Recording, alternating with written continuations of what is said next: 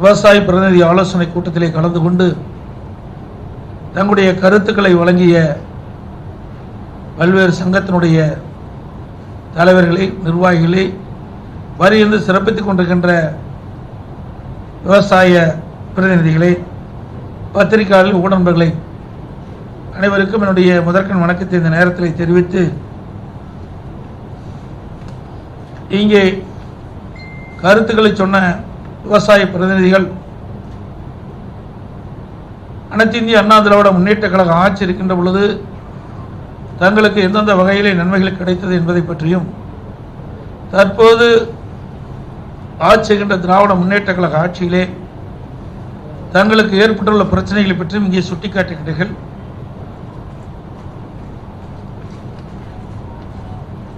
அனைத்து இந்திய அண்ணா திராவிட முன்னேற்ற கழக அரசை பொறுத்த வரைக்கும் மாண்பு அம்மா இருக்கின்ற பொழுதும் சரி, அம்மாவுடைய மறைவுக்கு பிறகும் சரி, விவசாயிய பிரச்சனைகளை அவ்வப்போது அலசி ஆராய்ந்து அவளுக்கு தீர்வு காணப்பட்டது. இங்கே கூட திராவிட முன்னேற்ற கழக ஆட்சி இருக்கின்ற பொழுது திரு ஸ்டாலின் அவர்கள் தொழில்துறை மந்திரியாக இருக்கின்ற பொழுதுதான் ஹைட்ரோ கார்பன் மீத்தேன் புரிந்துணர்வு ஒப்பந்தம் போடுவதற்கு அந்த பணி நடைபெற்று முடிஞ்சது. நான் முதலமைச்சர் இருந்த காலகட்டத்தில் இந்த டெல்டா மாவட்ட பகுதியில் விளை நிலங்களை ஹைட்ரோ கார்பன், மீத்தேன் போன்ற திட்டங்களுக்கு எடுக்கின்ற முயற்சி வருகின்ற பொழுது அருமைச்சர் காமராஜ் அவர்களை நீங்களெல்லாம் நாடினீர்கள். நீங்களும் என்னை பார்த்து மனு கொடுத்தீர்கள். அதன் அடிப்படையில் விவசாயிகளுடைய பூமிகளை பாதுகாக்கின்ற விதமாக மத்திய அரசோடு தொடர்பு கொண்டு பாதுகாக்கப்பட்ட வேளாண் மண்டலம் அந்த சட்டத்தை கொண்டு வந்து நிறைவேற்றி உங்களுடைய பூமி எந்த காலகட்டத்திலும் உங்களிடத்திலிருந்து பிரிக்க முடியாத அளவிற்கு அந்த சட்ட பாதுகாப்பை வழங்கியது அதிமுக அரசாங்கம். அது மட்டுமல்ல, நிறைய கால்வாய்கள் புதுப்பித்தல், நீண்ட காலமாக தூர் வாராமல் இருந்த திட்டத்தை குடிமராமத்து திட்டத்தின் மூலமாக ஏரி, குளம், குட்டையெல்லாம் தூர்வாரியது. அதேபோல் கடல் நீர் உட்புகாமல் இருப்பதற்கு ரெகுலேட்டர்கள் அமைத்தது. விவசாயிகளுக்கு உரிய நேரத்தில் பயிர்க்கடன் வழங்கியது. எனக்கு முன்னாலே குறிப்பிட்டதை போல ஒரே 5 ஆண்டில் 2 முறை விவசாயிகள் வாங்கிய பயிர்க்கடன் தள்ளுபடி. குறித்த நேரத்திலே விவசாயிகளுக்கு உரம் தட்டுப்பாடு இல்லாமல் கிடைத்தது. விவசாயிகளுடைய பம்பு செட்டுகளுக்கு மும்முனை மின்சாரம் 24 மணி நேரம் கிடைக்கக்கூடிய சூழ்நிலையை நாங்கள் உருவாக்கி தந்தோம். அதோட பயிர் காப்பீடு திட்டத்தை பற்றி இங்கே குறிப்பிட்டார்கள்.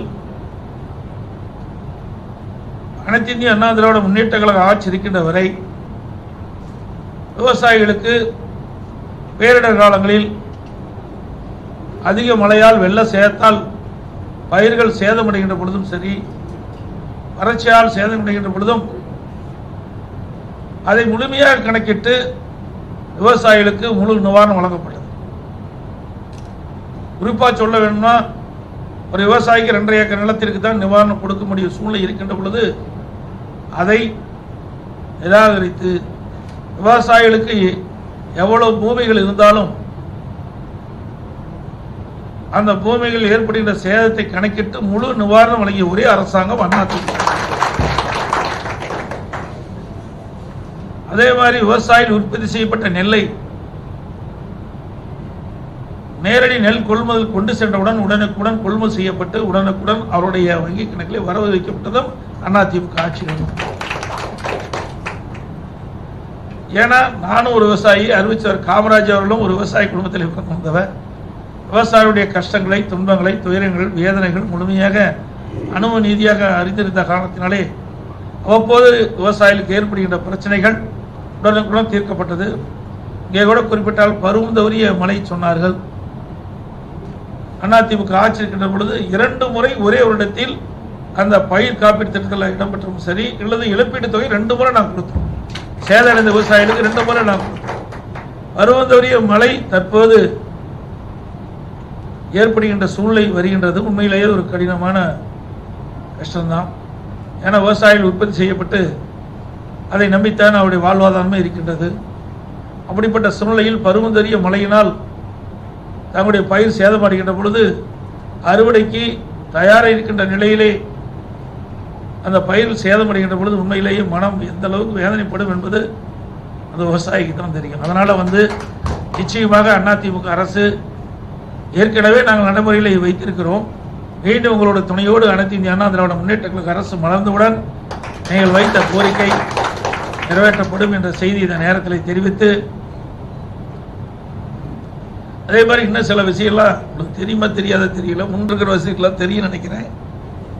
இன்றைக்கு மேட்டூர் அணையிலிருந்து திறக்கப்படுகின்ற நீர் கடலிலே கிடைக்கின்ற வரை நீர் மாசுபடாமல் சுத்தமாக இருக்க வேண்டும் என்ற அடிப்படையில் அனைத்து இந்திய அண்ணா திராவிட முன்னேற்ற கழக அரசு நான் முதலமைச்சர் இருந்த காலகட்டத்தில் நடந்தாய் வாழி காவிரி திட்டத்தை கொண்டு வந்து இன்றைக்கு நதிநீர் சுத்தமாக இருக்க வேண்டும் என்பதற்காக மத்திய அரசை அணுகி பாரத பிரதமரை அணுகி அந்த கோரிக்கை வைத்துடன் அதை கோரிக்கை ஏற்று இன்றைக்கு மேதகு குடியரசுத் தலைவர் உரையிலே அதை இடம்பெற செய்து அது இந்த திராவிட முன்னேற்ற கழக அரசு கிடப்பிலே போட்டு வைத்தார். நான் தொடர்ந்து மத்திய அரசுக்கு அழுத்தம் கொடுத்த காரணத்தினாலே அந்த திட்டம் நிறைவேறக்கூடிய சூழ்நிலை வந்தது. 2 ஆண்டுக்கு முன்பு கூட சட்டமன்றத்தில் நான் பேசுகின்ற பொழுது அந்த துறையுடைய அமைச்சர்கள் குறிப்பிட்டார்கள், மத்திய அரசுக்கு கோரிக்கை வைப்பது வழக்கம், ஆனால் இதெல்லாம் நடைமுறையில் வருமா என்று கேட்டார். இந்த ஆண்டு மத்திய அரசு நடந்தாய் வாழி காவிரி திட்டத்துக்கு அனுமதி கொடுத்த ஒரு பாட்டு நிதியை ஒதுக்கீடு செய்யப்பட்டுள்ளது. 990 கோடி ரூபாய் நிதி ஒதுக்கீடு செஞ்சிருக்கு. அப்படி இந்த மேட்டூர் அணையிலிருந்து வெளியேறுகின்ற அந்த உபரி நீர், அதாவது நீர் நமக்கு காவிரி ஆற்றில் வருகின்ற நீர் மாசுபடாமல் இருக்கிறதுக்காக இந்த திட்டத்தை கொண்டு அந்த காவிரி ஆற்றில் இரு கரைகளில் இருக்கின்ற நகரத்திலிருந்து வெளியேறுகின்ற மாசுபட்ட நீர் நதியில் போய் கலந்தால் நதி நீர் மாசடைஞ்சிருக்கும். அதுபோல காவிரி நதி நீர் பவானி சாகர் அணையிலிருந்து, நொய்யலிருந்து, அமராவதியிலிருந்து, இன்னும் கிளை நதியிலிருந்து வருகின்ற நீரெல்லாம் சுத்தப்படுத்தி காவிரி நதியில் விடுகின்ற பொழுது மேட்டூர் அணையில் திறக்கப்படும் நீர் கடைக்கோட்டில் இருக்கின்ற விவசாயிகளுக்கும் சுத்தமான நீர் கிடைக்கக்கூடிய சூழ்நிலை நாங்கள் உருவாக்கிட்டோம். ஏன்னா இது 20 மாவட்ட மக்கள் இந்த காவிரி தண்ணீரை குடிநீர் ஆதாரமாக கொண்டிருக்கிறோம். அதுபோல் விவசாயத்துக்கு நம்முடைய பயிர் அந்த நீரை பயன்படுத்திக்கின்ற பொழுது ஒரு சுத்தமான நீர் இருந்தால் தான் நல்ல விளைச்சல் கிடைக்கும், நோய் தாக்காமல் இருக்கும். இதெல்லாம் கருத்தில் கொண்டு தான் இந்த திட்டத்தையும் நாங்கள் நிறைவேற்றி கொடுத்தோம். அதே போல் ராசி மணலில் கட்டவேன்னு சொன்னீங்க, இது 2 மாநிலத்துக்கும் உள்ள பிரச்சனை, நம்ம அதைத்தான் ஆதரிக்கிறோம்.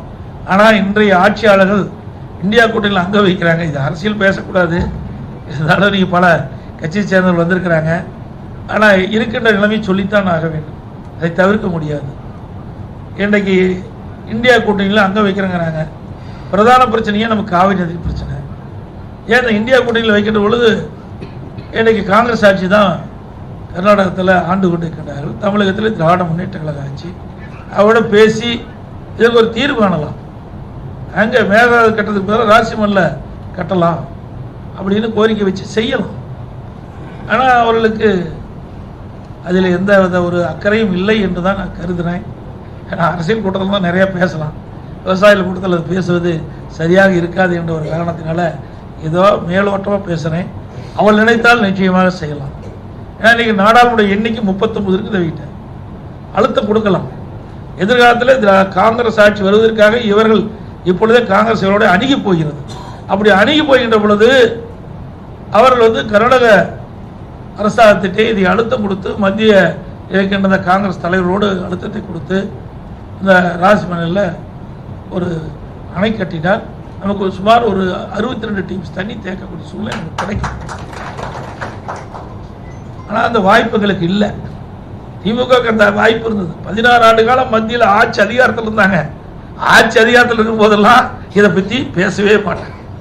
தமிழ்நாட்டை பற்றியும் பேச மாட்டாங்க, தமிழ்நாட்டு மக்களுக்கு இருக்கிற பிரச்சனையும் பேச மாட்டாங்க, விவசாயிகளுக்கு இருக்கிற பிரச்சனையும் பேச மாட்டாங்க. ஆட்சி இல்லாத போது மத்தியில் வேற ஒரு ஆட்சி வந்துட்டா உடனே மத்திய அரசு மாதிரி பழி போடுவோம். நீங்களே சிந்திச்சு பாருங்க. பாரதிய ஜனதாவோட 5 வருஷம் போட்டுருந்தாங்க, காங்கிரஸோட 5 வருஷம் இருந்தாங்க, ஐஜே குஜராலோட 5, அப்புறம் தான் தேவகடா அவர்களோட இருந்தாங்க, அப்புறம் பிபி சிங்கோட இருந்தாங்க. 16 ஆண்டு காலம் ஆட்சி அதிகாரத்தில் இருந்த ஒரே கட்சி திமுக கட்சி தான். அப்பெல்லாம் இந்த காவிரி பிரச்சனை அவர்களுக்கு தெரிஞ்சும் தெரியாத மாதிரி இருந்தாங்க. அது மட்டும் இல்லை, எங்களுடைய தேர்தல் அறிக்கையிலே நாங்கள் சுட்டி காட்டினோம். 2021 கோதாவரி காவிரி இணைப்பு அது நிறைவேற்றப்பட்டால் நமக்கு 125 டிஎம்சி தண்ணி நமக்கு கிடைக்கும். அதை நிறைவேற்றுவதற்கு நான் முயற்சி செஞ்சேன். பிரதமர்கிட்ட கொடுத்த பிரதமர் அதை ஏற்றுக்கொண்டு விரிவான திட்ட அறிக்கை தயாரிக்கின்ற பணி துவங்கப்படும் என்ற அறிவிப்பெல்லாம் கொடுத்தாங்க. ஆனால் இன்றைக்கு இந்த அரசாங்கம் கிடப்பில் கொடுத்தது. அதிமுக அரசு இருக்கின்ற பொழுது எங்களுடைய அமைச்சர் இருவரை அனுப்பி தெலுங்கானா முதலமைச்சர் பேச்சுவார்த்தை திரு வேலுமணி அவர்களையும் திரு ஜெயக்குமார் அனுப்பி அங்கே தெலுங்கானா முதலமைச்சர் பேசும்போது அவர் ஒத்துக்கிட்டார், எங்கள் வழியாக நீங்கள் ஒரிசாவிலிருந்து தண்ணி கொண்டு போகலாம். அதுபோல் ஆந்திர ஜெகன்மோகன் ரெட்டி அவர்கிட்ட சந்தித்து 2 அமைச்சர் பேசி என்னுடைய கோரிக்கை வச்சு அதுவும் எதிர்த்தார். 2 பேருக்கு நான் தொலைபேசி மூலமாக தொடர்பு கொள்ளும்போது நாம் தென் மாவட்டத்தில் இருக்கிற நதிநீர் பிரச்சனை நம்ம தீர்த்துக்கலாம் அப்படின்னு சொல்லி இன்னும் கூட ஒரு எளிமையான ஒரு இதெல்லாம் எங்களுக்கு ஒரு ஐடியாலாம் சொன்னாங்க. நீங்கள் விவசாயத்தை குடிநீருக்கு கொண்டு போங்க, அது யாருடைய அனுமதி நாங்களே கொடுத்துறோங்க, மத்திய அரசாங்கத்துடைய அனுமதி கூட தேவையில்லை. நம்முடைய மாநிலம், நம்ம தென் மாநிலத்தில் இருக்கிறோம், நமக்குள்ள இருக்கின்ற ஒற்றுமையோட நம்ம குடிநீர் கொண்டு போங்க, அதுக்கு தகுந்த மாதிரி நீங்கள் நம்ம வடிவமைச்சிக்கலாம் அப்படின்னு சொல்லி அதை கூட நீங்கள் தெலுங்கானா முதலமைச்சரும் அன்றைய தினம் இந்த தெலுங்கானா முதலமைச்சரும் அன்றைய ஆந்திர முதலமைச்சரும் குறிப்பிட்டாங்க. அப்போ யாருடைய அனுமதியும் நமக்கு தேவையே இல்லை, அப்படியே பம்ப் பண்ணி எடுத்துகிட்டு வந்துக்கலாம். அது இதெல்லாம் ஒரு நீண்ட கால திட்டம், ஒரு கடினமான திட்டம் இருந்தாலும் கூட அவ்வப்போது அண்டை மாநிலத்தை நம்பித்தான் நம்ம விவசாயம் செய்ய வேண்டியிருக்கு. இங்கே அணை நம்பினா தான் இங்கே தண்ணியை திறந்து விடுறாங்க. நம்ம உச்சநீதிமன்றத்தில் தீர்ப்பு வாங்கினா கூட அந்த தீர்ப்பின்படி கர்நாடக அரசு எப்பவும் நடந்துக்கிறதே கிடையாது. ஆனால் நிரம்ப வரைக்கும் பார்த்துட்டு நிரம்பிய பிறகுதான் அந்த நமக்கு கிடைக்க வேண்டிய தண்ணி திறந்து விடுறாங்க. அதனால ஒரு சில காலகட்டத்தில் குறிப்பிட்ட காலத்தில் பட்டத்தில் நாம் நெல் சாகுபடி செய்ய முடியாத ஒரு சூழ்நிலை. அதனால் நமக்கு விளைச்சல் குறையுது. பல்வேறு நமக்கு பருவந்தோறிய மழையால் நம்ம பாதிக்கப்படும். இதெல்லாம் கருத்தில் கொண்டு தான் நாங்கள் நல்ல திட்டத்தை கொண்டாந்தோம். அது மட்டும் இல்லை, நம்முடைய டெல்டா மாவட்டத்தில் 36,000 கிலோமீட்டர் கால்வாயில் சீரமைப்பதற்காக கான்கிரீட் கால்வாய் அதை அமைக்கின்ற பொழுது 20% நீர் மிச்சமாகும். நீர் பற்றாக்குறை மாநிலமாக இருக்கின்றன கடைமடை பகுதியில் தண்ணி போய் முடிஞ்சாச்சு. இது பெரிய குறையாக இருக்குது. இப்போ கூட தண்ணி திறந்து விட்டாங்க, ஆனால் கடைமடை பகுதியில் போய் தண்ணி சேலின்னு அங்கே இருக்க நான் நாகப்பட்டினத்தில் இருக்கின்ற விவசாயிகளும் மயிலாடுதுறை விவசாயிகளும் எங்கிட்ட ஒரு கோரிக்கை வச்சாங்க. ஆக இப்படி கடைக்கோட்டில் இருக்கின்ற விவசாயிகளுக்கு முழுமையாக தண்ணீர் கிடைக்க வேண்டும் என்று சொன்னால் நவீன முறை கால்வாய்களை மாற்றி அமைக்க வேண்டும். அந்த திட்டத்தையும் மத்திய அரசு கொடுத்தோம், மத்திய அரசு ஏற்றுக்கொண்டது. ஆனால் இந்த அரசாங்கம் மத்திய அரசோட இணக்கமான உறவு இல்லாத காலத்தில் இப்படி கிடப்பில் போட்டாங்க. இப்படி விவசாயிகளுடைய பிரச்சனைகள்லாம் உன்னிப்பாக கவனித்து நீர் மேலாண்மை அதுக்கென்று ஒரு தனி பிரிவித்து நான் செயல்படுத்தணும். எங்கெங்கெல்லாம் நதியின் குறுக்கே வீணாக போய் கடல் கலைக்கிறதோ அந்த நீரெல்லாம் நாங்கள் தண்ணி தேக்குவதற்கு நடவடிக்கை எடுத்தோம். இன்னைக்கு காவிரியிலிருந்து இன்றைக்கு பார்த்தீங்கன்னா கடல் கலக்க வரைக்கும் 2 இடத்துல அதிமுக ஆட்சி இருக்கின்ற பொழுது நஞ்சை புகழும் நம்ம கரூருக்கு பக்கத்தில் ஒரு டேம் தடுப்பணை ஒன்று கட்டணும். இல்லை உபரி நீர் வெளியாகிட்டு போகும், அப்போ தடுத்து நிறுத்தி அந்த தண்ணி தேக்கினா அங்கே நிலத்தில் நீர் உயரும். அதுபோல் ஆதனூர் குமார் இடத்துல அம்மா இருக்கும்போது கொடுத்தாங்க, அதை கட்டி முடிச்சாச்சு, இன்னும் தண்ணி தேக்க மாட்டாங்க. இப்படி பல நவீன முறையில் விவசாயிகளுடைய வாழ்வாதாரம் சிறக்க நாங்கள் நடவடிக்கை எடுத்தோம். விவசாய கருவிகள் கொடுப்பதற்கு ஆன்லைனில் புக் செஞ்சால் முறையாக விவசாயிகள் கிடைக்க வேணும்னு நாங்கள் அந்த டிராக்டர் வாங்கினோம், மானியம் கொடுக்கலாம், சரியாக செஞ்சோம். இந்த ஆட்சியில் உள்ளவர்களுக்கு இந்த ஆன்லைனில் எடுத்துட்டாங்க. திமுக காரருக்கு யார் வேணுமோ அவர்களுக்கு வேணுங்கிறத பெற்றுக்கொண்டு அவர்கள் அந்த விவசாய கருவியெல்லாம் கொடுத்தாங்க. அது இப்படிப்பட்ட பிரச்சனை இருக்குது. இதோட இன்னும் அட்வான்ஸாக கால்நடை நமக்கு விவசாயிகள் கால்நடை வளர்ப்பது உபத்தொழில், எல்லாமே கால்நடை வளர்க்குறோம். அதை கருத்தில் கொண்டு எங்களுடைய சேலம் மாவட்டம் கள்ளக்குறிச்சி மாவட்டத்துக்கு இடையில் கால்நடை பூங்கா என்று மிகப்பெரிய கால்நடை, ஆசியாவிலே மிகப்பெரிய கால்நடை 1050 கோடியில் 1020 ஏக்கரால் அப்படியே கட்டி ஒரு பாட்டு நான் திறந்தேன். அந்த கால்நடை மருத்துவக் கல்லூரி ஆராய்ச்சி திறந்தேன். மற்றவர்கள்லாம் அதாவது முடிகிற தருவாயில் இருந்த பணி முடிச்சு அப்படியே பூட்டி கிடக்குது. கிட்டத்தட்ட 1000 கோடி கட்டி இது முழுக்க முழுக்க விவசாயிகளுக்காகவே செய்யப்பட்ட திட்டம். அதை இந்த அரசாங்கம் அரசியல் கால் பிடிச்சிக்கிறோம், இன்னும் பூட்டி கிடக்குது, திறக்கவே இல்லை. சட்டமன்றத்தில் பேசுறது தான் போன வருஷம் ரிப்பன் வெட்டி திறந்துட்டாங்க, மற்ற பணி எதுவுமே நிறைவேற்றல. அதனுடைய திட்டமே இன்றைக்கு கலப்பின பசுகளை உருவாக்கி நம்முடைய விவசாயிகள் இலவசமாக இன்றைக்கு நான் வெளிநாடு போய்கின்ற பொழுது அங்கே ஒரு பால் பண்ணையில் பார்க்கும்போது பஃபலோ பால் பண்ணி பார்க்கும்போது ஒரு பசு 65 லிட்டர் ஒரு நாளைக்கு கொடுக்கும். நம்ம ஊரில் ஒரு பஸ்ஸு மேக்ஸிமம் ஒரு 15 லிட்டர் கொடுக்கும். அதுக்கு மேலே கிடைக்குதா எனக்கு சந்தேகம். என்னை பொறுத்தளவு ஒரு 15 லிட்டர் சராசரியாக கிடைக்கும். அதான் 40 லிட்டர் கறவை கொடுக்கின்ற பசுவாக கலப்பின பசுகளை உருவாக்கி நம்முடைய சீதோசன நிலைக்கு தக்கவாறு அந்த பசு அந்த ஆராய்ச்சி நிலையத்தின் மூலமாக பசுக்களை உருவாக்கி கலப்பின பசுகளை நமக்கு விவசாயிகளுக்கு கொடுத்து இலவசமாக கொடுத்து நம்முடைய பொருளாதாரத்தை மேம்பாடு செய்ய வேண்டும். அதே மாதிரி ஆடு, நாம் ஒரு சாதாரணமாக ஒரு ஆடு வளர்த்தா ஒரு வருஷத்துக்கு ஒரு சராசரியாக ஒரு 20 கிலோ இடம் வரும்னா ஆராய்ச்சி நிலையத்தில் உருவாக்கப்பட்ட ஆடு 40 கிலோ கிடைக்கும். அதே மாதிரி கோழி, மீன், பன்றி இதெல்லாம் ஆராய்ச்சி நிலையம், பெரிய ஆராய்ச்சி நிலையம். அது மட்டும் விவசாயிகளை ஒவ்வொரு மாவட்டத்தில் இருக்கிற விவசாயிகளும் நிறைய அழைச்சிட்டு போய் அங்கே அவர்களுக்கு அரேஞ்ச்மெண்ட் ரூம் எல்லாம் வச்சிருக்கிறோம், பெரிய அரங்கம் வச்சிருக்கிறோம். அதில் அந்த திரைப்படத்தின் மூலமாக நம்முடைய கால்நடைகளுக்கு என்னென்ன நோய் வருது, அந்த நோய் தாக்கினா என்ன மருந்து, நம்ம மருத்துவ சிகிச்சை அதெல்லாம் அனுபவ ரீதியாக கொடுக்குறோம். அதை எல்லாமே மூட்டி பூட்டி கிடக்குது. மீண்டும் அதிமுக ஆட்சி வரும்போது இந்த திட்டத்தில் நிறைவேற்றணும். ஏன்னா விவசாயிகளுக்கு எல்லா வகையிலையும் வருமானம் தான் விவசாயி பிழைக்க முடியும். அதனால தான் இப்படி கால்நடை வளர்ப்பு உபதொழிலை செயல்படுத்தலாம் என்ற ஒரு திட்டத்தை எல்லாம் கொண்டாந்து இந்த ஆசியாவே மிகப்பெரிய கால்நடை பூங்கா உருவாக்கணும். அதையும் இந்த அரசு கிடப்பில் போட்டாங்க. அது விவசாயியுடைய குறைகளை நிச்சயமாக களையப்படும். உங்களுடைய எண்ணத்திற்கு ஏற்றவாறு எங்களுடைய அரசு செயல்படும் என்று